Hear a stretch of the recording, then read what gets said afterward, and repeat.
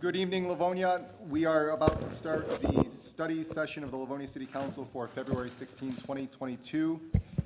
A study session of the council is an opportunity for us to review items that have been brought before us by the administration or other parties within the city of Livonia. No votes will be taken at this meeting this evening, but rather the items themselves will be referred for action at the next regular meeting of the city council. Those actions might include a vote at that time or a referral or a vote referring the item to a administration department for report and recommendation, or having a committee meeting that would be held by the council to more further and in-depthly study the issue. If you would like to approach the council on any items that are not on the agenda this evening, now is the opportunity to do so. Do we have any audience communication? I see that we have no audience communication. Do we have any communication from the council at this time? Ms. McIntyre. Yes, I would like to clarify from the last meeting when I referred to the work that was done by DPW at the fire station. It was not actually a fire. There was I think we'd characterized and heard it characterized as that. It was actually an electrical problem, underground electrical problem between I think, electrical pole and the fire department, and there was some sort of arc or spark underground. So it wasn't a fire in the sense of a fire. So Chief Hevner, I hope that clears things up, and for any citizens that were concerned hearing that there was a fire at the fire department, it was not actually a fire within the building. It was an underground problem that had to be fixed that we've been, I think, happened back in November. So thank you very much, Mr. Chair. That provides good clarification there. Any other comments from the council at all? There appear to be none. We will start with item number 1. This is new business, a request to waive the city's noise ordinance from David Picciarelli to host a graduation party at his home at 18891 Aspen Drive on Saturday, June 11th, 2022, from 6 p.m. to midnight. Good evening, sir. Please state your name and address for the record. Good evening, David Picciarelli, 18891 Aspen Drive, 48152. Okay, so the item is pretty clear here. Can you give us some details in regards to what you plan on doing that night, how loud it might be, and whether or not you've told the neighbors, most importantly? The neighbors are invited, as are each of you. This will be a repeat of my daughter's graduation party 2 years ago. Tent in the backyard, DJ, food, and letting the kids have a good time. Sounds good. Did you have any problems after your daughter's party? No, people wanted it the following weekend as well, but we could. Sounds good. Any motions from the council? Mr. President. Mr. Donovic. The petitioner, first I'd say go Army, and then I'd like to offer an approving on consent if there is no objection from my colleagues. No objection. You're all set. That's all but assured to pass at the regular meeting. You do not have to attend. Great, thank you. Thank you, sir. Have a good night. You too. Item number 2, the reappointment of Richard McDowell to the Livonia Board of Ethics from the Office of the Mayor for a 3-year term that will expire on March 1st of 2025. Mr. McDowell, do you mind coming up to the podium here? And I believe LaShawn Thomas is going to address this matter on behalf of the administration. Good evening, sir. Good evening. Thank you, Mr. President. Dick McDowell has lived in Livonia since 1981, which is the same year he was appointed as president of Schoolcraft College. He is a 40-year member of the Livonia Rotary Club, has served on the Chamber of Commerce Board, and was selected by them to be the Citizen of the Year. He has also served on the Ethics Board since it was created in the mid-1990s. Dick and his wife, Ann, have 3 daughters and 3 grandchildren. Thank you, Ms. Thomas. Mr. McDowell?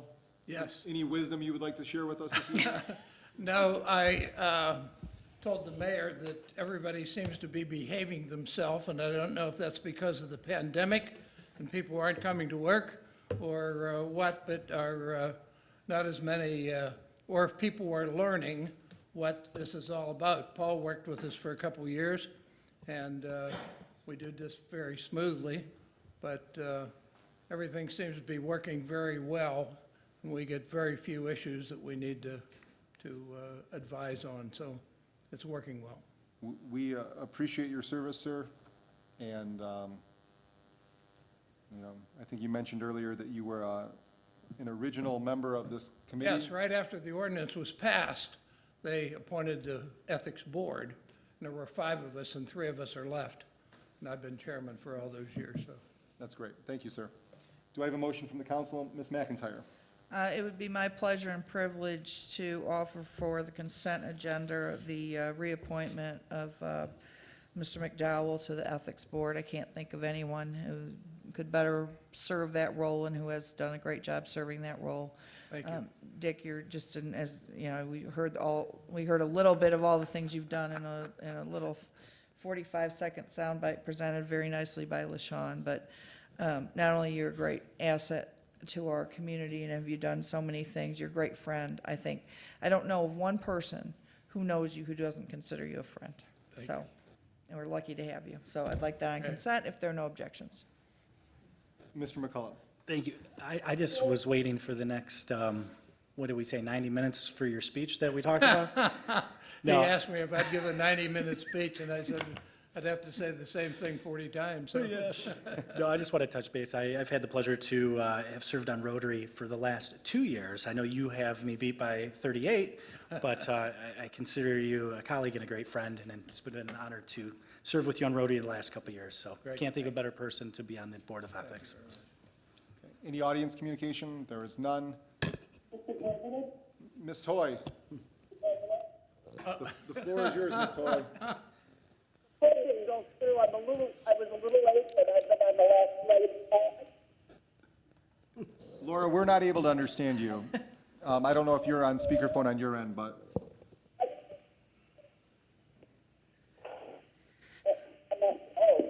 I'm on the same thing as Ben. Can you hear me better? we can hear you better now. Thank you. Oh, certainly. Thank you. No, I just wanted to add to the conversation real quick by saying that that actually I was on the board over at the trustees when Lincoln was shot. No. When we hired Dick McDowell, we were very proud of doing that. And I don't think his resume included what a wonderful golfer he is, but certainly has a great skill set in golf as well. And we're very lucky to have him both on this board and in our community, and his wife Ann and his children. Thank you. Laura served on the Board of Trustees when they hired me, so that's why she's making that speech, so. Look how the tables have turned. Now you're in charge of her ethics, right? You're all set, sir. You're on the consent agenda. You do not have to come back and see us, and I hope none of us have to see you at any point in Okay, the next 3 appreciate it. years. Thank Thank you. you. Well, in an official capacity, that is. Thank you, sir. Item number 3, a waiver petition from the Planning Commission, petition 2021-1202-25, submitted by HD Group, Inc. on behalf of Portillo's, requesting to construct and operate a freestanding, full-service restaurant with drive-up window facility, at 13,000 Middlebelt Road, located on the east side of Middlebelt Road, between the CSX Railroad right-of-way and Schoolcraft Road in section in the northwest quarter section of 25. Notification of attendance was sent to Amanda Sherwin of HD Group, and there's new data on item number 3 here, a traffic study received from the petitioner. Mr. Taramino, we'll go to you first. Thank you, Mr. President. Again, this is a request to construct a full-service restaurant with drive-up window facilities. It's a Portillo's restaurant that would be located at Millennium Park on the east side of Middlebelt Road, adjacent to the Meyer store. The zoning of the property is C2 General Business, which does allow full-service restaurants and drive-up windows, subject to waiver use approval. The site that they're looking at is roughly 2 acres in area, contains 270 feet of frontage along Middlebelt Road. And this area was originally part of 3 outlots that were at the north end of the Meyer parking lot when this development was approved in the late 1990s. This is actually part of what was Outlot E, which now contains Outback Steakhouse. But there is surplus land available for the creation of an additional outlot, which is where Portillo's would be located, just south of the Outback. So the proposed restaurant is 1 story in height. It would have a gross floor area of 7,900 square feet. The main entrance would be on the east side of the building. This is the side facing the Meyer parking lot. The restaurant would have a 184 interior seats plus 44 outdoor patio seats. The outdoor dining patio is shown on the east side adjacent to the main entrance. As you can see from this diagram, a drive-up window and vehicle pickup service is planned along the west side of the building facing Middle Belt. There would be 2 traffic lanes serving the drive-up facilities.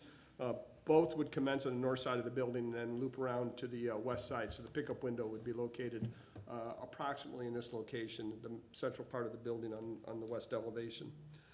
Primary access would be from Millennium Park's main entrance, a road which is north of the proposed restaurant. There are 2 drives, connecting points actually to the Meyer parking lot. One is located here between the Outback Steakhouse and Culver's. The other is between Culver's and the Popeyes Chicken. There is also a secondary access provided to Middle Belt Road just south of this, the proposed restaurant. This is an east-west drive that runs directly in front of the Meyer store. This is a non-signalized intersection, whereas the Millennium Drive further to the north does contain a signal. We'll note too that the southerly driveway is located roughly 600 feet north of the CSX rail overpass. Also, you'll note that from within the shopping complex, there are additional access points along the east side here, further to the south, and this north-south drive extends north all the way to Schoolcraft Service Drive. Parking is sufficient to accommodate both the restaurant and the Meyer store. In terms of landscaping, a fully detailed plan has been submitted with the application, and it does meet the city's planting requirements. The building itself would contain a combination of materials, split face block, smooth face block, face brick, as well as metal panels. You can see that there are multiple canopies that would be installed over the windows, as well as the doors and outdoor patio. The building overall would be 30 feet in height. This is 5 feet less than what the maximum is permitted in the C2 district. So building height is in accordance with the ordinance. There's 1 dumpster enclosure, fully screened, shown on the north side of the building. Site lighting plan was included with the application as well. One stipulation that the Planning Commission included with its resolution is that all the lights be limited to a height of 20 feet. This is consistent with the other restaurants at Millennium Park. The site stormwater would be managed using an underground detention system that would be located on the east side of the building. In terms of signage, this is an issue that would have to go before the Zoning Board of Appeals. Allowed is only 1 sign on the main elevation of the building. They're showing a sign on each side plus some additional graphics, so that would be subject to approval by the Zoning Board of Appeals. And if this is split off as a separate parcel, which they're showing, it would be entitled to a single monument sign, maximum 30 square feet in area. Condition number 15 of the Planning Commission resolution required the petitioner to submit the findings of a traffic study to City Council before you act on this. That has been done. I believe that was cited as new data this evening. A couple of improvements came out of that study. First is restricting left-hand turns on the Middle Belt from the southerly driveway.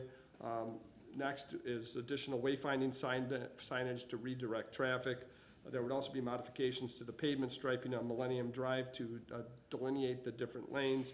And then lastly, proposed signal improvements, as well as changing the center lane from a shared right and plus through to a shared left through lane. So without getting into details, I'll let the petitioner describe that traffic study. This is the graphic that was included, and hopefully you've had a chance to take a look at the improvements they propose.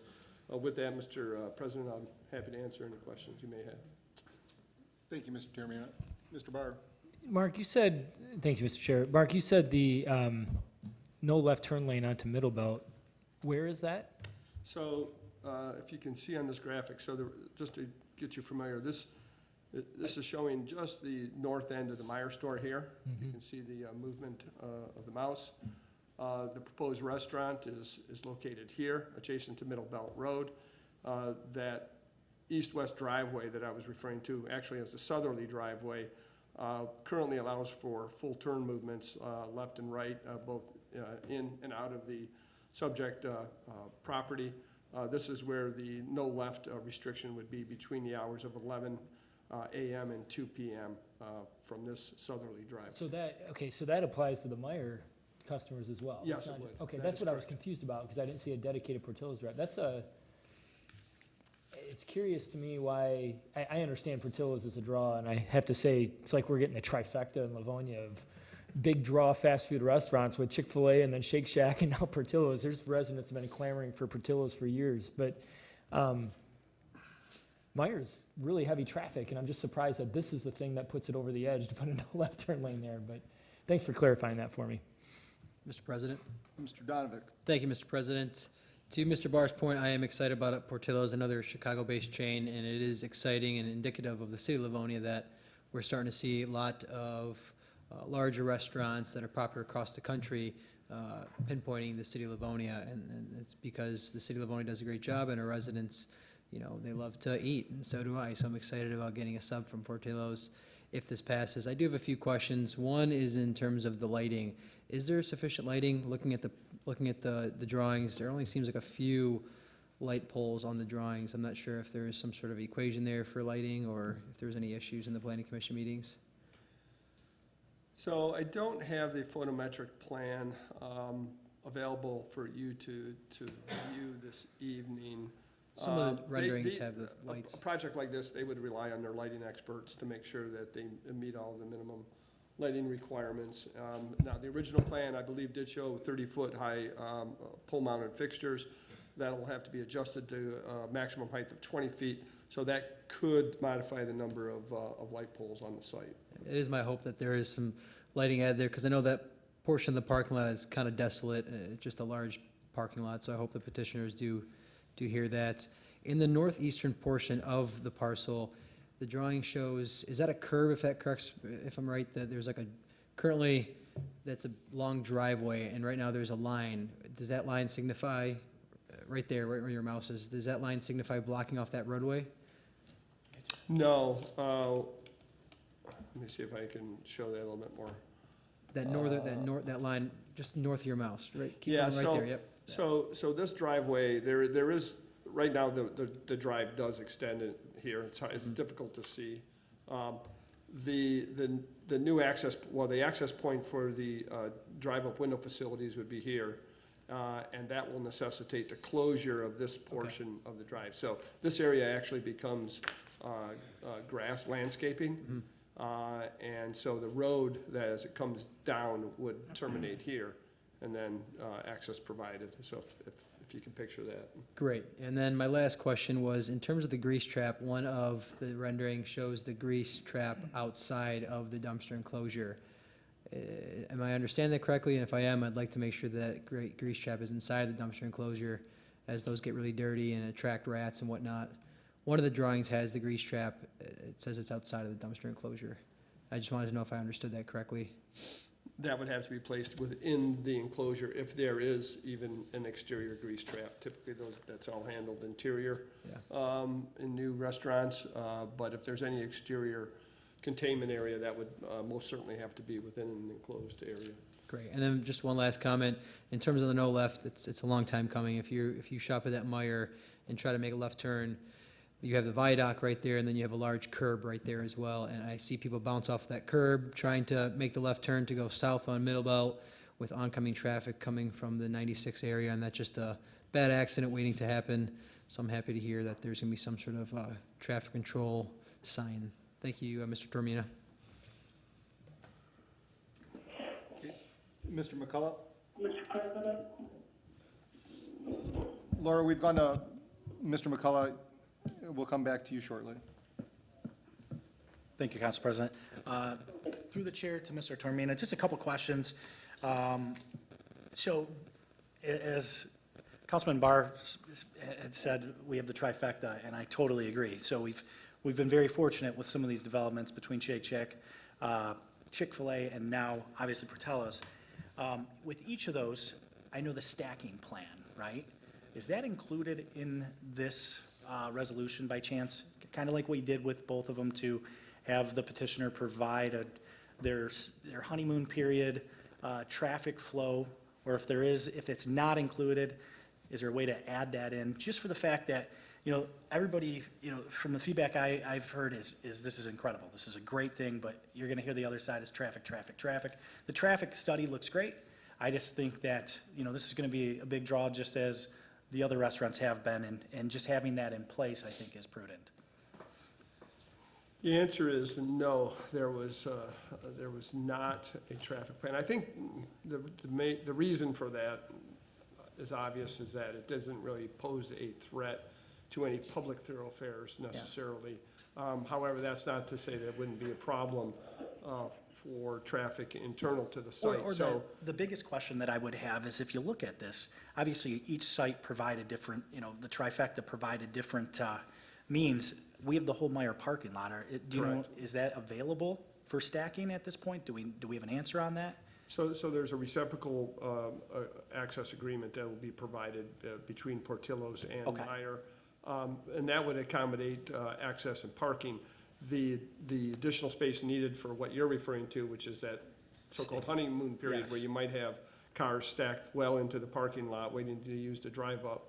That's something that they're gonna have to work out with Meyer. And if it's Okay. something that you wanna see in terms of a plan addressed prior to the voting meeting, then we can ask the petitioner to work on that. As for a specific plan, I would just make the recommendation that obviously Myers going to be on board with having this. Is just, the petitioners work that out. I don't need to add anything to it, but just be cognizant, because I do think that this is going to be a pretty good draw, and that's good for everybody. So thank you. Ms. McIntyre? Two things. The first is, Mark, do I recall from past discussions that the no left-hand turn lanes do not have the force of law? Or the no left-hand turn signs do not have the force of law? So this came up in our discussion between the traffic engineers, Mr. Zelinsik and his team. As we looked at this more carefully, this restriction would actually be on a portion of right-of-way that is under the jurisdiction of the city. Okay. So that it could be a traffic control order, and is what we are recommending in this case. All right, and then, and so for some reason, my screen shrunk.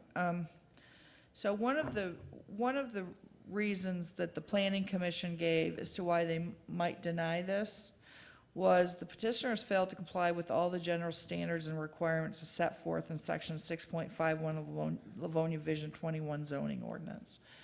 What specifically were the concerns? They never really addressed any major concerns other than traffic in this particular case. And following the hearing, I think they felt satisfied that those issues could be addressed. So really, there were never any findings of fact, if you will, that would have supported that condition of the denying resolution. Because I thought, I'm trying to remember what I read in the meeting minutes, and I didn't recall any specific discussion.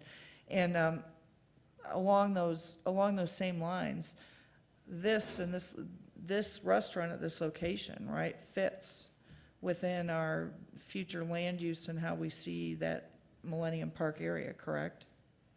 Yeah, the only other proposal we had involving this portion of the property was a gas station, probably 20 years ago, sometime around that time frame. And that was felt to be not an appropriate fit for this site. So the restaurant is much more in keeping, obviously, with the pattern of development here. And Mr. Chair, if I may continue. You have the floor. Following on my colleague, Mr. McCullough's comments, Shake Shack, do you know how the stacking and the traffic has been in that parking lot and in that area in its first week of opening? I do not. I'm not sure how that's, I've not heard anything negative, and I did contact the general manager, was gonna inform me if there were any issues, and I have not heard from Because from him. I don't recall that and I'm happy that Mr. McCullough did not require that a stacking plan come to us. I think it's always good for the petitioner to establish before the opening how they will handle excessive traffic at the opening period. And in this case, to work it out with Myers, since that's where the reciprocal agreement is. But I'm satisfied that they will do that. Thank you. So I Mi- don't have any concerns. Thank you. Sorry to cut you off there. Ms. Toy, the air in the room is yours now, I guess I should say. Thank you. Thank you, Mr. President. I just, if there hasn't been an approving offered, I would like to offer that, Mr. President. Okay, we have an approving from Ms. Toy. Any other comments from the council? Any objections to that going on in consent from anybody on the council? I see no objections. Is the petitioner here? Would you like to join us at the podium to share anything additional with us? I don't know if you brought any Italian beef sandwiches with you, or am I? Jumbo hot dogs. Mr. McCullough would like a jumbo hot dog, I guess. I Jumbo don't know. chili That's cheese. what he's We looking for. considered it, we considered it. Right. Right. I'm Amanda Shireen, do you need my address? If you wouldn't mind stating your name and your business address. Amanda Shireen, I'm with HD Group, 805 Via Altos, Mesquite, Texas, 75150. And with me is Taylor Eschbach from Kimley Horn, he's our civil engineer, 4201 Winfield Drive, Warrenville, Illinois. and Eric East, he is a general manager at the Sterling Heights location. Okay. Good evening, 14425 Lakeside Circle, Sterling Heights. And what was your name, sir? Eric East. Okay, thank you. Is there anything you'd like to share with us before we ask any questions? I think just a couple of comments. So if, in case it wasn't clear, we did submit the photometric plan. Kimley Horn did put it together. And one of the conditions of approval from Planning Commission was the height of the light poles, and that has since been taken care of. And if you do have any further questions on the traffic study, Taylor can answer those. But I don't know that we have too much to add. I think you guys kind of covered all your questions. If you need anything, we can answer, though. Mr. Donovic? Thank you, Mr. President. One of my questions to Mr. Termina was in regards to the grease trap. Is that grease trap an underground grease trap, or is that the actual exterior grease trap that the staff use to dispose of grease?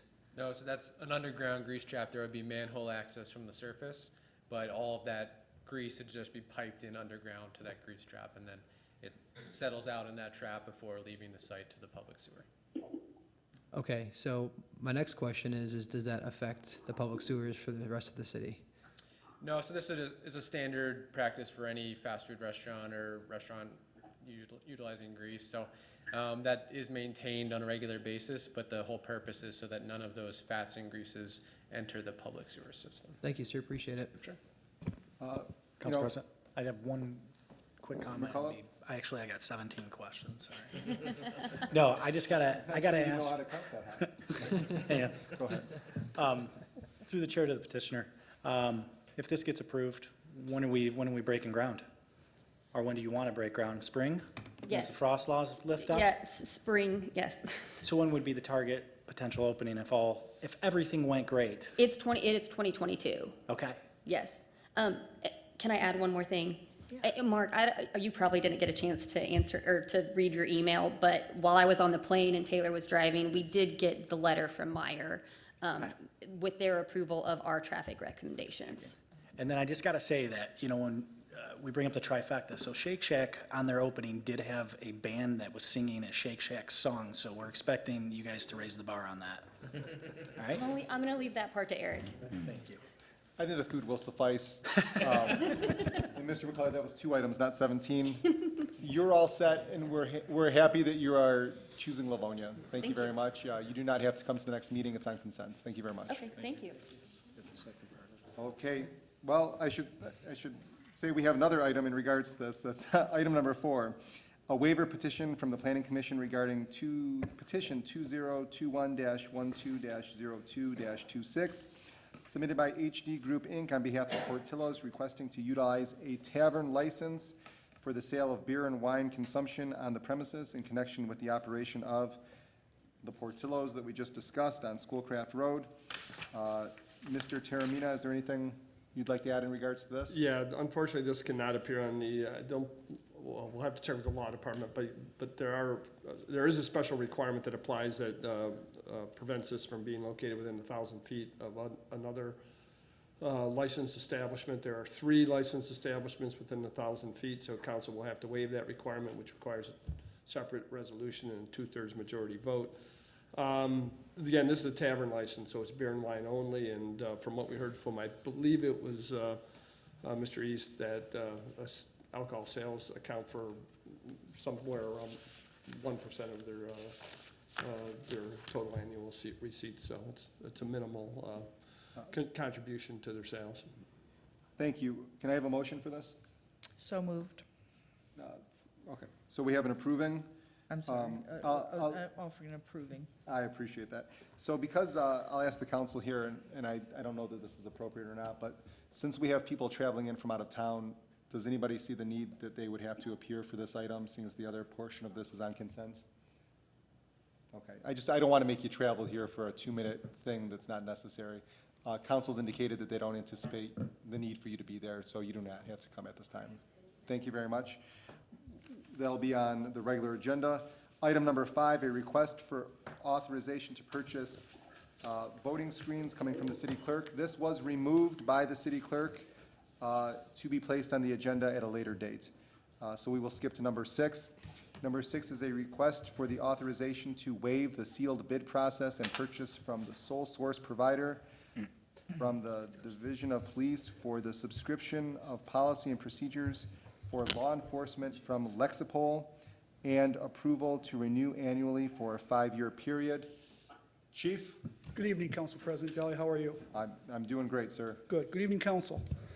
So as Council President Jelly said, this is a request for authorization to waive the sealed bid process and purchase from Lexipol. It's basically a renewal of a contract we currently have with them. They supply our software for our policies and procedures, and they supply daily training bulletins. They deliver their services through web-based development system. The policy manual is reviewed by legal and public safety professionals, constantly monitoring major court decisions, legislation, emerging trends affecting our industry. Additionally, Lexipol provides regular updates in response to legislative mandates, case law, and the evolution of law enforcement standards. So the police department has over 200 policies and procedures, and they help us manage that. Lexipol has provided these services for the past 5 years, and this is going to be a new 5-year renewal. We've locked in no more than a 5% increase each year through the contract, and these are from budgeted funds. I would like to add that this comes with the endorsement from the Michigan Municipal Risk Management Association, our insurance carrier, and Lexipol also assists us with our accreditation, which, if I could make a small announcement about that, last week we went before the Michigan Law Enforcement Accreditation Commission for re-accreditation. As you all know, we were accredited 3 years ago as an accredited agency, and that requires us to meet 108 standards and prove that we are matching those standards. So every 3 years, we get reviewed again to make sure we're still meeting those standards and we align with the evolution of best practices. And we went before the review committee last week with my team, and we were unanimously approved for re-accreditation by the Law Enforcement Commission, so we're very excited about that. So if you have any questions about Lexipol, I'd be happy to answer them. Congratulations, Chief. Thank you. Mr. President. Mr. Donovic? Thank you, Mr. President. As a sole source provider, and especially in a technologically advanced world, this is an important contract and something that the police department desperately needs to continue to use, not only for their police department to operate efficiently, but also for the residents to have the kind of law enforcement agency that needs. So I'd like to offer an approving on consent if there's no objection. Thank you, Mr. Donovic. I remember when we did this originally, and it was a welcome change, and I think it really, not to say things were not professional before, but it really institutionalized the professional manner in which these things were done. I do have one question. It's not for you in regards to this, but Mr. Bernier, because this is a lease renewal, are we going to run into the titling problem that we had on the previous regular agenda with 123.net? To be honest with you, I don't know the answer to that question. I don't think we will, but I'll talk to Mr. Fisher on that between now and then. I don't think we will. Okay, just want to make sure. All right, Chief, you have approving on consent in regards to this. So we will move on to your next item, number 7, a request for authorization to waive the sealed bid process and purchase 8 marked and 4 unmarked police vehicles using the State of Michigan and Macomb County Consortium bid pricing from budgeted funds. Thank you, Mr. President. So this is our annual purchase of vehicles. As you know, we have a large fleet of police vehicles. We're replacing our typical amount, 12 this year, 8 marked. 6 of those will go to the Patrol Bureau, 2 of those will go to our Traffic Bureau, and the other 4 will be unmarked vehicles for unmarked use.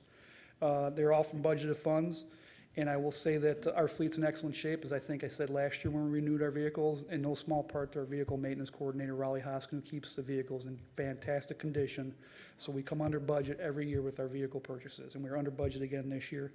As you mentioned, we use state, Macomb County, Oakland County Consortium bids to keep the prices down, and we're using all 3 this year for these purchases. So if you have any questions, I'd be happy to answer them. Any motions from the council? Ms. McIntyre? As long as Raleigh's there, I think we'll consider these new vehicle purchases favorably. I'd be happy to offer an approving resolution for consent. Okay, that item's on consent. Any council communication, audience communication? None. We'll move on to item number 8, a request for authorization to waive the formal bidding process and authorize a contract with a sole source provider for a 2-year agreement with Motorola Solutions. This is for the Division of Police from budgeted funds. Thank you, Council President Jolly. Again, this is Motorola Solutions. They maintain, service, and upgrade our radio equipment, our emergency radio equipment, which means our prep radios, our scout car radios, and equipment inside the dispatch center. As you can see, in prior years, we haven't gone before council to renew this contract with Motorola because the price has always been our $15,000. But in the past year, we upgraded our EOC, our supplemental dispatch center, we've added more equipment. So therefore, the price for servicing and maintaining it has gone up. I do want to say that they provide hands-on customer support for our public safety radio system. That includes 24/7, 365 support to manage service requests, track cases, and dispatch repair teams when necessary. The service agreement provides for infrastructure repair and/or replacement of certain equipment, technical support to answer questions and resolve problems, and provides network preventative maintenance and testing. These, as you know, these pieces of equipment are vital to us servicing the community and keeping the community safe. Motorola has done a fantastic job. We were able to get a 2-year agreement, so they would only increase prices up to 4% in the 2nd year. And these are from, the funds will be utilized from the Public Safety Communications Funds. Thank you, Chief. Council, motions? Mr. Morgan? For an approving. Is that for consent? Thank you. We have a consent approving. Any other communication from the council? Audience, seeing none. You're all set, Chief. Thank you. Very much. Enjoy your evening. Item number 9, award of bid from the Department of Parks and Rec for removal of existing structures west of Ball Diamond number 2 and for installation of senior playground, safety surfacing, and accessible path from the parking lot at Ben Chilani Play Area. Mr. Davis, this is your item. Thank you, Council President. Ted Davis, representing Parks and Recreation. Excuse me, the Department of Parks and Recreation went out for bids for a senior playground. We received bids from 4 companies for this project. The department evaluated these proposals, and we are recommending that Sinclair Recreation be awarded the bid for this. To give council some background information, a senior playground is really almost a misnomer. It's effectively a fitness area. These are pretty common amenities in parks we see around us. To give you an idea, Canton, Novi, Lansing, Rochester, Grand Rapids, Huntington Woods, Ferndale, Madison Heights all have similar features. Actually, I spoke with Novi's director today, and the Greenfields is the equipment Novi installed. We're installing the exact same with Sinclair's proposal on this. The list of equipment, and we actually have more equipment than Novi, or what our plan is more equipment than what Novi has, but that's what we're planning on. I'd be happy to answer any questions council might have on this project. I would want to also state that MEDC is contributing $100,000 for this project. Healthy Livonia is contributing $50,000. So no city funds are used for this project. We do have a timeline for the MEDC monies. It needs to be spent this year. I'd be happy to answer any questions council might have on this. Ms. McIntyre. We'll come to you in a second, Laura. Excuse me, sorry. Ms. McIntyre. I love the concept. I appreciate the time that Ted took earlier. We had a discussion about this. I really do love the idea. I would like to know that we had some senior input on what it is we propose to do. I, being very active for a long time in the senior, and not just the Livonia Senior Center, but on the board of the Senior Alliance, a lot of times people assume that they know what seniors want to do, and it's not what seniors want to do or what they're interested in doing. I'm not suggesting that this isn't what they want to do, but I think that I don't look at this, and it does not look like an inspiring space to me. And I understand the limitations of money and of other constraints. One of the elements, and I think this is a great place to start, and you have to start somewhere. One of the elements that I wonder if we could incorporate, maybe by changing some other things around, there are these swings that can be used by people, and I've only ever seen them on universally accessible playgrounds. But I believe that they would accommodate both an adult and a child-sized wheelchair, where people in wheelchairs and people not in wheelchairs can swing together. That's the next item on the agenda, actually. It'll be Okay. adjacent to this facility. It'll be directly west of it per our site plan, our But tentative site plan. Will for it be this. connected? There'll be a plaza in the middle with accessible pathways, yes. Okay. All right. I again, Ted, and as we talked about today, I love this idea, appreciate the fact that we found funding from MEDC and from Healthy Livonia. I just like to know that this is what seniors are interested in. Thank you. Thank you, Ms. McIntyre. Ms. Toy, can you share your perspective? You know, I'm a senior. I want to commend the Parks and Recreation for putting in some of these innovative kind of play areas. You know, like we have at Rotary, and we're doing the senior one, and I appreciate my colleagues' comments. We want to make sure that we do have input from the seniors, and that strong consideration has been met. Maybe by the next meeting we can hear more about that, but I was ready to offer an approving because, you know, I think that, you know, it behooves us to have, at least begin to have something. And with the plaza in the center and the next item, I think hopefully that covers it. But let's see as we move on, if we can get rid of this one by an approving, and perhaps we can see more as this goes on. Do I have a motion? Yeah. I have an approving from Toy. Mr. Barr? A few questions for Ted, please. Ted, is that Novi Park you mentioned, you rattled off a bunch quickly, is that the best comparable for this, in your opinion? Or one I of mean, the that's best? the closest comparable. Canton's is different significantly, so Novi's is the best comparable. Where is that park? Can you tell me? I'd like to go look at it. Sure. Or even if you have a name of the park, I can look it up. It's Wildlife Woods Park Okay. in Novi. And when you talk to them, they give you a sense of what the actual usage is of something like this? Yeah, and Councilman Barr, that's a great question, and Councilwoman McIntyre asked that same question. It's difficult to, bless you, sorry. It's difficult to say with outdoor amenities. You know, like, I can tell you exactly how many people visited Clemens Circle Pool, at least paid to visit Clemens Circle Pool in a given time period. But with an outdoor amenity that is unstaffed, it's much more difficult. I mean, they feel confident, Novi feels confident this was money well spent. And that's what we've seen in our conversations with other communities as well. I mean, if you asked me how many people played on Rotary Park's universally accessible playground, I can't give you a number, but I can tell you that visually, anecdotally, that's the most used playground in the system. Yeah, and that's the type of thing I'm looking for. I didn't expect a detailed data set. Sure. But visually, They feel They comfortable feel that it comfortable. was a good expenditure. so I know we have a few of these exercise-type areas in Yep. the city. There's one at Bicentennial Park. There's one at Rotary and there's one at Mees. From a visual perspective, do you have a sense as to how much those are used? I don't see them used often, but it may just be the times that I'm there. I don't see those used often, and I'll say the ones I see, I mean, one of the reasons we included the takedown of this equipment that's there, that's nowhere near the site we're putting the new equipment, is because those are over 20 years old, they're in disrepair, they're hidden as well. Right. I mean, none of those are in really good accessible locations. So you're taking down the bicentennial one as part of this? Yes. And in the other two parks as well? Not the other Okay, two, just we'll do bicentennial. those. Our hope is that this would be the first one, and then we'll continue to add these. I mean, the original thought was we'd do potentially as many as 3 across the city. Again, it depends on, obviously, our success with this one. I think we want to take a little bit of a wait and see. It's similar in a way to pickleball.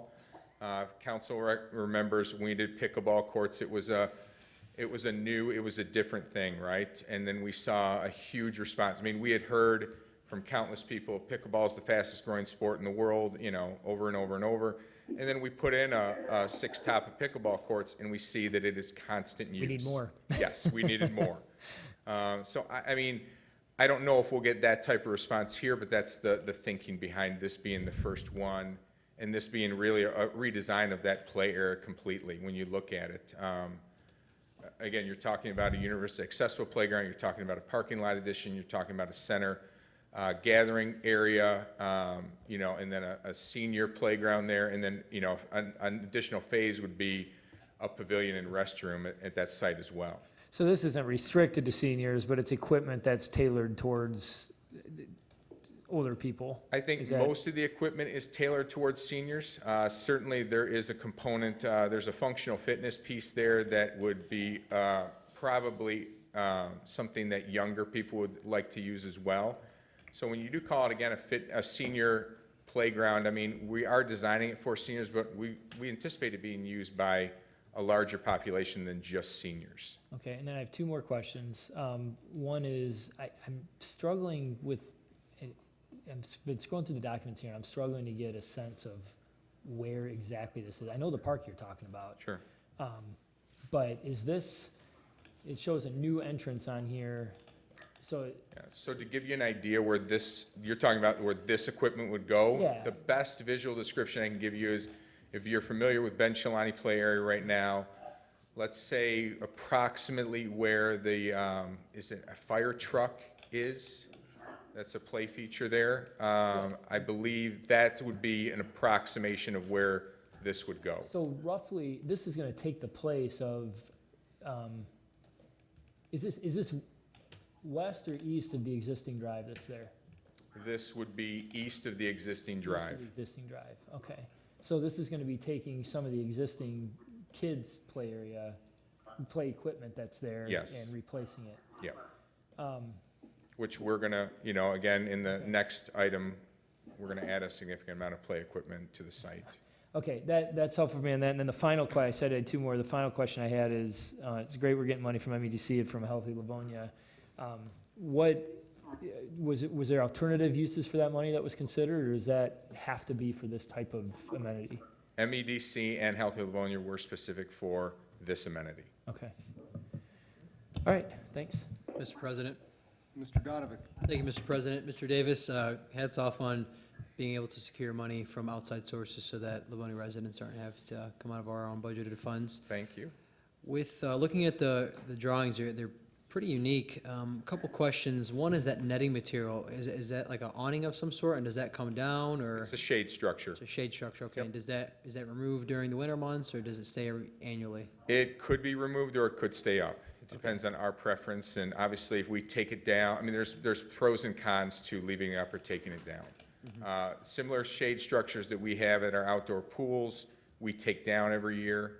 I've seen other communities, and when they have these in parks, they leave them up year-round. Okay, and that green material on the ground, is that a matte material of some sort, or? So what you're seeing on the ground there is a combination of a concrete surface, and then it's a poured-in-place surface, a matting, if you will, because there's fall zone requirements. Just like in regular playgrounds or other types of playgrounds, there's fall zone requirements. So anytime your feet leave the ground on something, there's a fall zone that needs to be met. Okay, and then to my colleague's point, I do hope that there is some sort of communication between yourself and your commission and the senior commission, just to double check, hey, are these things that we think are seniors in our community? I know your team is very capable, but Kathleen, Councilwoman McIntyre does have a good point, making sure that we're bringing in people from outside the fold, members of the senior center and whatnot, and I do a good job with that already. So again, great project. I think this is awesome, making sure that we spend a large amount of time, making sure that our parks are the best around, and this is just one more way to do that, making sure that our senior community also has a place to enjoy. Thank you, Mr. Davis. You're welcome, Councilman Donovan. Thank you. Okay, any audience communication? None. You have an approving motion. I believe that'll probably be for the regular, is that what I'm hearing? Yeah, I don't want it on consent. Okay, we will move on to item number 10, award of bid coming to us from the Department of Parks and Rec for the addition of a 6,800 square foot playground, safety surfacing and accessible path from the parking lot at Ben Chilani Play Area from budgeted funds. Mr. Davis. Thank you, Council President Jolly. Again, this is for the Ben Chilani Play Area. We are asking council to approve a contract for a universally accessible playground.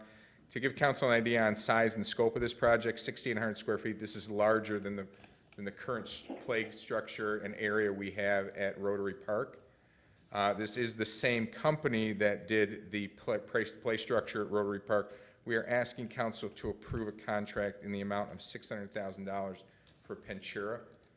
Designs are included in your packet. They do include, as Councilwoman McIntyre asked, an accessible wheelchair swing. We also have a merry-go-round feature. This is, again, a universal design. The only one of the major differences we have between Rotary and this is the surfacing. We asked for a turf surfacing on this play structure. We've noticed we've had some issues in wear of some areas with the poured-in-place surface, and I think that's just because of the heavy use, which we expect heavy use from this site as well. So we're going to try a different surface here and hope we get a little better result and a little longer lasting. I'd be happy to answer any questions council might have on this project. Mr. McCullough. Thank you, Council President. Through the chair to Mr. Davis, obviously, seeing this type of an inclusive playground is a huge step. It kind of pairs well with the ADA progress report that we jumped into, the master plan on making our parks available for everyone. A lot of these play structures, I've dealt with Panchera landscape structures. This is going to transform that park immensely, and it's going to be a great amenity for the community especially, and then on top of that, make it an inclusive playground. So kudos to the team. Do you have a timeline if this gets approved? Are we looking next spring, summer? No, I mean, the hope is with both these projects, the previous one and this one, I mean, I think we did put in the previous one, our hope was an August 31 deadline. Obviously, we're at the mercy of council approval and then supply chain as well. We think both of these will be completed in October of this year, or on or before October of this year, simply because we're seeing 3-month or 6-month lead times on these type of projects. Yeah. The other question I do have, and I'm sure the answer is yes, obviously with these new types of playgrounds, they require inspections and different certifications. Do we have staff members that go through that training? We do. Okay, so they're certified to go through and playground inspection. I think it's a good Yes. point to do that. We do have staff that go through a rigorous process to become certified for insurance purposes, so that's a great thing. So I'll offer an approving for regular, just to keep in context with the other. Okay. Any other council communication? Mr. Donovan? Thanks, Mr. President. Mr. Davis, so the other agenda item, that was all funded by dollars outside of the city, where this is funded by city dollars. Thank you for asking that question, Councilman Donovan. Actually, to give council an idea, this is funded in part by city dollars. We do have $142,733 that's provided to us from a Wayne County grant, $250,000 through the Chilani Family Foundation, and $100,000 from Community Development Block Grant funds. So the vast majority of this project, again, is not funded with city dollars. We've been able to use Wayne County grant dollars, private donations, and block grant monies to support this project. Thank you, Mr. Davis. Yeah, Mr. Davis, I think you left off one there from Healthy Livonia. Sorry, Healthy Livonia as well, thank you. Another, That was $100,000 as well. yeah, so this is a really exciting circumstance to be getting all of this for just less than $7,500 in taxpayer funds. It's a pretty good deal for us, really. That's a resume builder for you, if nothing else, Well, right? I think when you mean, talk that's- about this park site, what we're able to do for very little taxpayer dollars, I mean, we're certainly excited about these projects. Well, you've done a great job, Ted.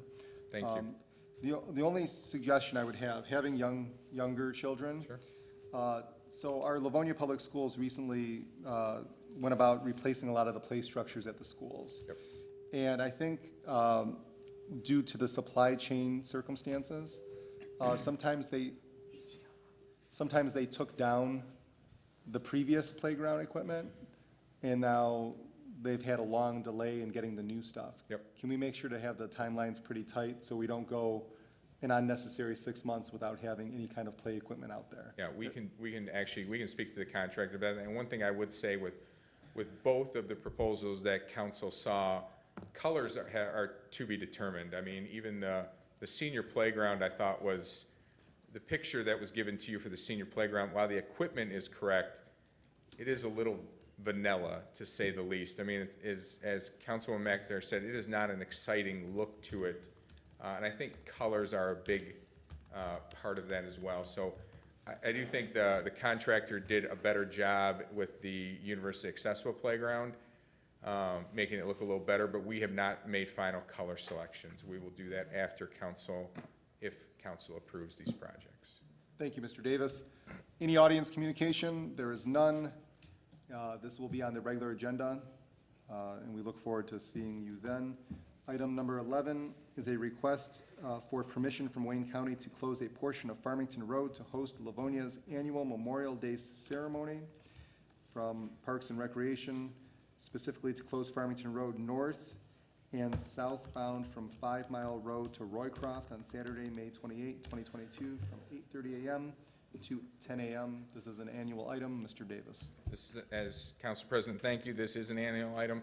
We're asking for council to approve this, so this can be sent for Wayne County for approval to close 5 Mile Road for our Memorial Day ceremony. I'm happy to answer any questions council might have on this item. Mr. Barr? Offer this for consent if there's no objection, approval. Okay. Mr. President? Mr. McCullough? Oh, I'm sorry, you know what? You guys are like twins to me. So, Mr. Donovic, I think go ahead. Mr. President's jealous that we have nice hair. I mean, you both are just, more and more, you're looking more and more alike. I don't know. Where do we go from here? Mr. Davis, I would just like to say great job to the Parks and Rec and everyone that's involved. This is a great event that honors the men and women that have fought for our country and unfortunately have passed away in service of their nation. It's a great tradition. I know in the past we've had some great speakers. I know last year was a little windy, so I'm hoping that it's not as windy this year because some of the flowers are blowing over whatnot. But yeah. But again, hats off. This is an amazing. I think that's Laura Toy. City council meeting. We're gonna have fun with this. All right, go ahead. I apologize, sir. No, but thank you, Mr. Davis, again, and I look forward to this tradition continue on for many more years in Livonia. Thank you, Councilman Donovic. Okay, so we have an approving, is that for consent? That is, Mr. Barr? Yes? Yes. Okay, item number 12, a request for authorization to waive the sealed bid process and approve contract with Everwild from the Department of Parks and Rec for design services including a wayfinding system and to guide and assist with specifications for fabrication for our parks and facilities from budgeted funds. Mr. Davis. Thank you, Councilman Jolly. We are asking council to waive the formal bidding process and award a contract to Everwild Design. Everwild is the company that actually did our rebranding, just completed that, and I believe that was included, the style guide was included as part of your packet, which has that information. With this proposal from Everwild, they would actually build us or digitally build us design for wayfinding throughout our parks and facilities. They would do a style guide for these. They would help build specifications for these. They are not going to build the signs or install themselves, but this would be the design services for wayfinding throughout the entire Parks and Recreation system. Because of the existing relationship, because they already did the branding for the department, we felt it was beneficial to continue the relationship, and we asked council to award a contract and waive the bidding requirements. I'm happy to answer any questions council might have on this. Mr. Barr. So Ted, I'm glad you included the style guide because as I go through the style guide, they did a really nice job laying this out, and it helped me a lot because, but I just need to, can you explain to me what this logo is? The first time I saw it in isolation. I don't even remember where I saw it. It was sent to me by someone. And my first reaction, I was like, what is that? And I showed it to a couple other residents. They're like, what is that? And it was not favorable. I have a much more favorable impression when I see it within the style guide. But I'm just being honest with what the initial impression was. So I just want to give you the opportunity to give what some of the thought was behind that logo. No, I think Councilman Barr, the design is meant to be a visual representation of what we offer, right, inside of an L, for Livonia. I've heard comments on the script and everything else, and I think a lot of times these things, it comes down to individual taste, right, personal preferences, and it's always difficult. The conversations we've had internally about our existing logo and our brand is it lacks meaning, right? I mean, the inside joke is this was the upside down swoosh was contrived at a bar when someone was wearing Nike shoes and someone fell down and looked at it and said, there it is. They were upside down and said, there's our new logo 20 years ago. So, I mean, again, this is meant to have meaning behind it. I loved their work, especially in our platform with the who we are and the spirit lines, especially the tagline of live better, Livonia Parks and Recreation. I think their work on this, I really enjoyed working with this group, and I really thought they gave us a really good product at the end. I mean, and I get that not everyone is going to love this potentially, but I certainly understand the meaning behind it, and I think what they're trying to do is represent all the different things we do inside of that with those lines. So can you, I mean, we don't have to have an in-depth thing, but that's what I'm asking. Can you enlighten us as to what some of that meaning is? Like, what are some of the design elements I'm looking for here, and what are they supposed to be saying? I am probably the worst person in the world. I mean, look at how I'm dressed. I'm probably the worst person in the world to do design element, impact. That was this. It is spelled out in the style guide. It is? Okay, because I looked for it, and okay.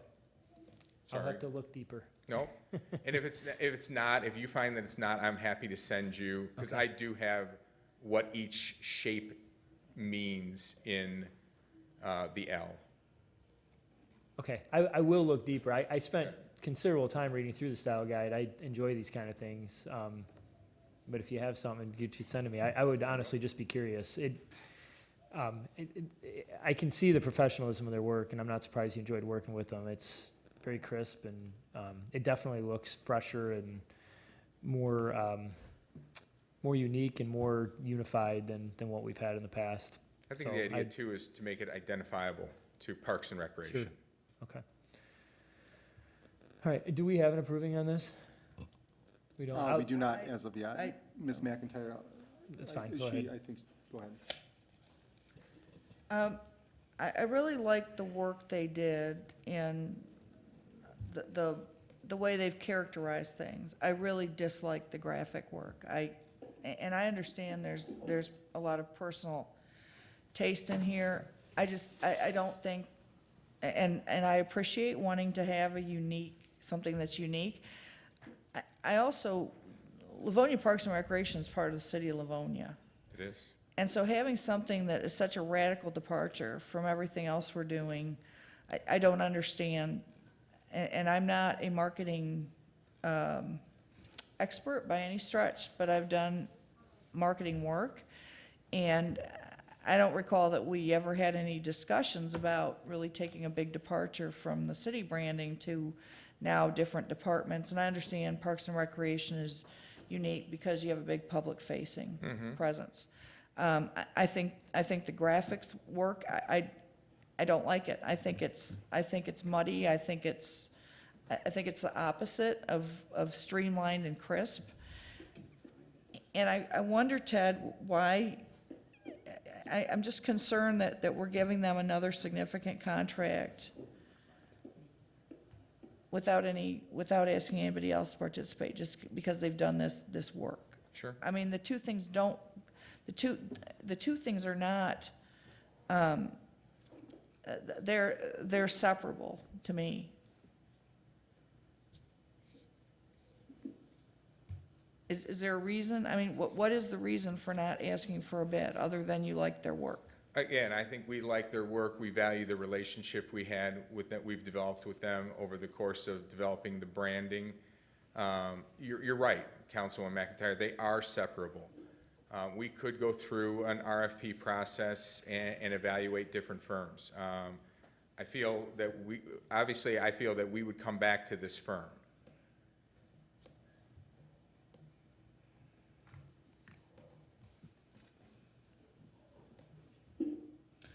Thank you. And I've not gotten positive feedback from anybody I've shown the logo to. And I'm not a naysayer person. I appreciate creativity. But I don't think this is, it just doesn't make me feel like connected to everything else we do. So I'm not going to offer denying resolution. Mr. Bart? Before I offer a resolution, just a couple more questions. Ted,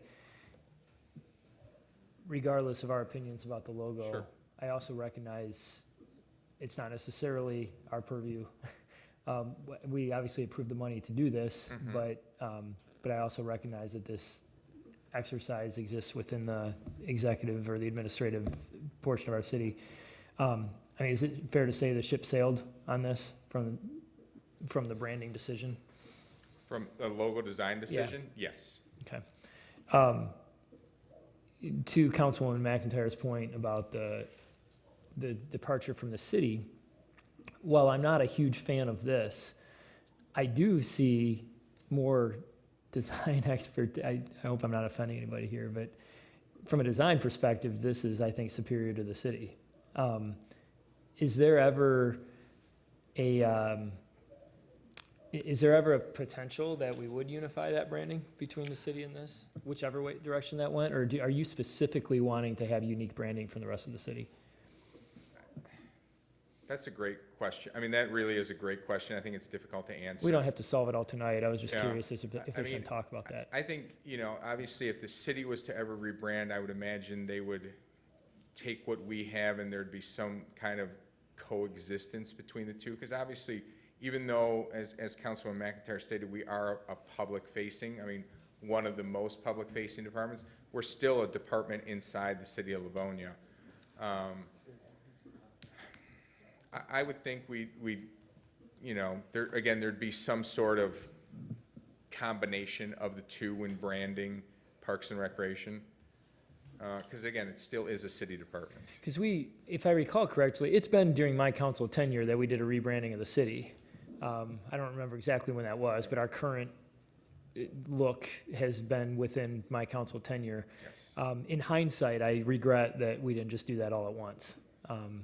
Because, and I hope that makes sense, and I'm not a fan of the logo, but I recognize the design expertise of the logo. I hope that makes sense to people. It might sound weird, but anyway, those were my questions. I'm willing to offer an approving on this. Okay, will that be for regular? Let's keep it on Do you have an regular. objection then? Yeah. Let's keep it on regular, because there's actually one element of this that I want to understand further before the next meeting, but I'm happy to offer an Okay, approving. we have an approving for the regular. I have one question real quick. Sure. So in regards to the signage, to what extent are we planning the addition of signage? I mean, we're talking about markers as we enter the parks, like main signage, but I also see here, are we talking about specific signage for specific elements within parks? Like, would we have a specific secondary sign for the pickleball courts or the tennis courts or some other features as well? Like, how far does this reach? How many signs are we looking at any particular park? And I see the timelines here that are laid out in the document. How quickly will this be rolled out throughout all the parks in the city? So, Council President, I mean, I would say that what they're going to do is do a style platform, right? And the idea that there will be several different types of entry signs, or park entrance signs, if you will, right? Obviously, I think we'd brand or have more significant entry signs at our major parks, like a Rotary, a Bicentennial, a Sheldon. and then you might have a lower tier, right? That might signify for a Ben Chilani play area or a Clements Circle or a Botsford. And then you'd have, again, another tier down for neighborhood parks. A Dover, a Dooley, a Compton. And then I think what you're gonna see is again, signing your amenities and ensuring there's uniformity across the entire system. So a scheme, a design, where there's gonna be several different layers of this, and even for the rec center as well. Where you're gonna see, again, some sort of appearance that is gonna be across the system, consistency. Right now, I think that's one of the biggest things. Our entry signs are consistent, or our park signs are fairly consistent with a few exceptions. Where I think you see it is in any of the interior amenities in parks, whether it's a dog park or a tennis court or those type of signage, that's where it tends to look completely different than everything else we have. So, I know we have a sign shop We do. in DPW.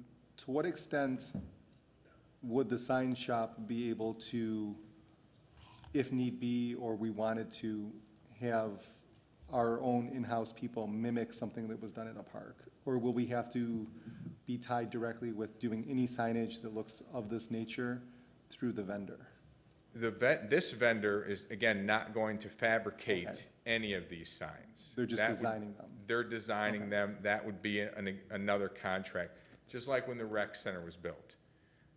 Again, that was part of, every sign in the rec center was part of that contract when that was initially built. Our entry signs for our parks, those are all, again, individual contracts. So the idea is that we'd have a style, we'd have specifications for it, where it might be able to be built by a number of different companies, and we might end up having preferred vendors or something like that. But again, the idea was that it would look the same regardless of which company is building them. We would have that style guide, those specifications in hand. And the idea of rollout, that's dependent upon funds. Okay. So we're probably not looking at rollout in this budget year. My hope is that we would do maybe 1 or 2 major parks, or at least start them this fiscal year. But widespread throughout the system is going to take multiple years for us to accomplish. Thank you for the clarification. You're welcome. Any audience communication? There is none. Mr. Bernier? Just for point of clarification, Ms. McIntyre said that I'm not going to offer a denying resolution. Are you offering any resolution? I offered improving. No, he offered Okay, approving. okay, I just want to make sure I had it clear. Thank you. I think that would be a double negative, Paul. Oh, I understood that. That's why I was doing I went back to my days at St. Alphonsus graphing out the sentence, and I thought to myself, I better Sorry. question it. And we probably had some of the same teachers. Okay. All right. So we will move on from this item. Thank you very much. Thank you. And last but certainly not least, our next set of items here comes from Mr. Doug Moore. Item number 13, award of bid from DPW for the 2022 right-of-way tree planting program from budgeted funds. Mr. Moore. Good evening, Council. Doug Moore with the Department of Public Works. This is our annual tree planting contract that's before you. It was advertised in the Livonia Observer and Mitten website. We had a pre-bid meeting in January, had 11 contractors. The bids were opened on the 25th of January, and we had 7 bids. Crimboli Nursery out of Canton was the low bidder in the amount of $101,200. Crimboli has been the contractor the last 2 years for us. This would be the 3rd year, and they're going to plant 440 trees for us. Council, any motions? I would like to offer that for approving on the consent. Thank you, Ms. McIntyre. Audience communication, there's none. We will move on to item 14, award of bid from DPW for the 2022 right-of-way tree and stump removal program from budgeted funds. Mr. Moore. This is our annual forestry removal list. There's 460 trees on this list. It was advertised in the Observer and on the Mitten website. We had the pre-bid meeting on the 18th of January and had 5 contractors. We had 1 bidder. It was G's Tree out of Lincoln Park. G's has been a removal contractor for us several times over the last 10 years, has done a really good job. Their bid was in total amount of $282,160, and it's coming from budgeted funds. Thank you. Council? Often approving for consent. Thank you. There is no audience communication. We'll move on to item number 15, a request for authorization to purchase one 2022 Ford F-250 pickup truck through the state of Michigan and Macomb County bid process. Coming to us from DPW for the use of the water department from budgeted funds. Mr. Moore. Yeah, we're looking to buy one truck. The truck is being bought through the state bid with Signature Ford as the servicing dealer. The outfitting is going to be done by Truck and Trailer Specialties. The truck is going to have a plow, safety lighting, a bed aero board, toolboxes, air compressor, and a lift gate. The vehicle cost is $30,414. The upfitting is $35,096. The total cost of the vehicle is $65,510. Council? Mr. Chair, Mr. Barr? I'll offer this for approving for consent if there's no objection. Thank you. There is no audience communication. We'll move on to item 16. Thank you, Council. Thank you, Mr. Moore. Sorry to make you wait.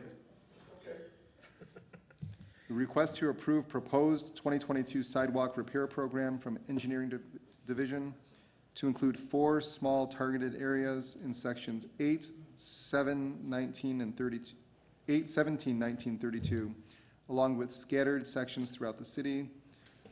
This is originally started, I believe, in Council Resolution 784-82. Mr. Zielinski?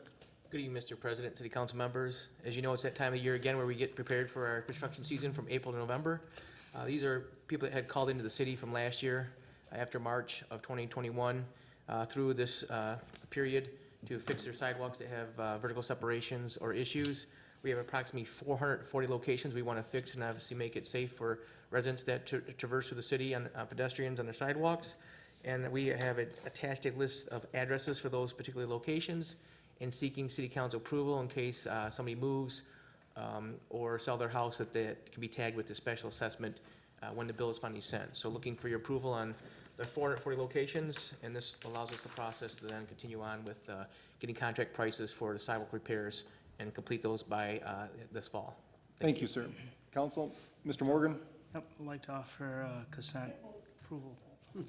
We have an approving for consent from Mr. Morgan. There is no audience communication. Moving on to item number 17.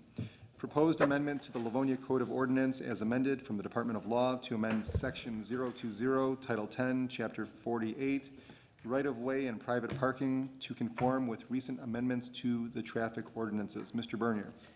When we changed the ordinances a few years back, a little while back on the traffic ordinances, we didn't catch the fact that the towing referred back to one of the ordinances that actually moved in location.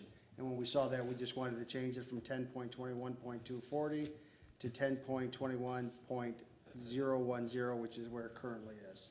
It's just a housekeeping matter. And legalese nonetheless, right? Yes. All right, council. Mr. President, Mr. Donovic. I'll offer an approving on consent if there's no objection. Thank you. It's an ordinance. It's an ordinance change. Well, so we'll put this on the regular agenda, looking for a first reading. Audience communication, none. That concludes our scheduled items on the agenda here this evening. Does council have any closing comments? Go Team USA Women's Hockey, 11 o'clock tonight, right? Thank you, Mr. I McCullough. thought that was already over. That was men's. Men's lost. We can, do I have any audience communication? Anything? Thank you for joining us and for dealing with us for the last roughly hour or so. We'll call it quits for tonight, Livonia. Thank you very much. Be well. Stay safe.